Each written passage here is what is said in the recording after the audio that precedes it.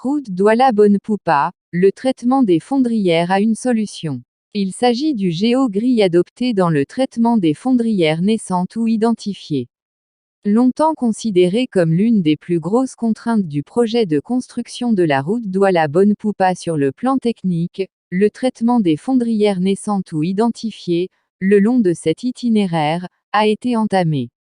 En effet, ces larges excavations, qui ont causé du retard dans l'exécution du contrat de l'entreprise Ancoba, sont aujourd'hui traitées à travers la mise en œuvre du géogris, une solution technique bien appropriée.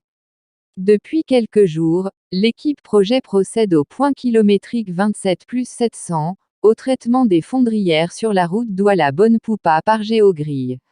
Il y a encore plusieurs mois, la vue de cette fondrière qui s'est créée éloignait toute possibilité de pouvoir mener à bien des travaux routiers. L'on se souvient que les travaux de construction de la route Douala-Bonne-Poupa, sur un linéaire de 32,740 km ont connu un énorme retard avec l'entreprise Ancoba en raison de la difficulté de traiter ces excavations profondes provoquées par des eaux de ruissellement et aggravées par une érosion rapide du sol. Pour un traitement adapté et dans le but d'optimiser les solutions techniques à apporter dans l'exécution des travaux, le maître d'ouvrage a opté pour la mise en œuvre du géogris.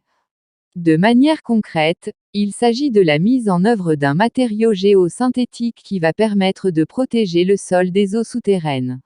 Il s'agit d'une solution efficace et économique qui combine d'une part, un polymère performant chargé d'absorber les matières et, d'autre part, des géotextiles stables sur le plan mécanique.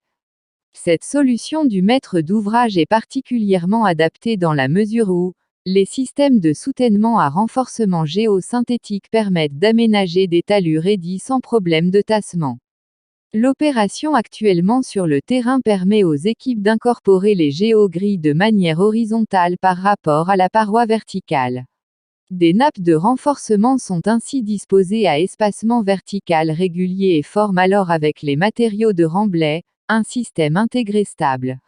Extrêmement résistante, le géogris accroît sensiblement la portance de l'ouvrage même en cas de talus à pente très raide.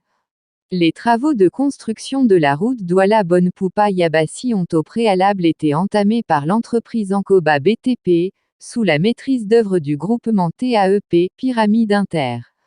Le projet intègre le volet routier du Planu et mobilise une enveloppe de 26 556 128 370 francs CFA TTC pour la réalisation des travaux et de 2 46 91 500 francs CFA TTC pour le contrôle y afférent.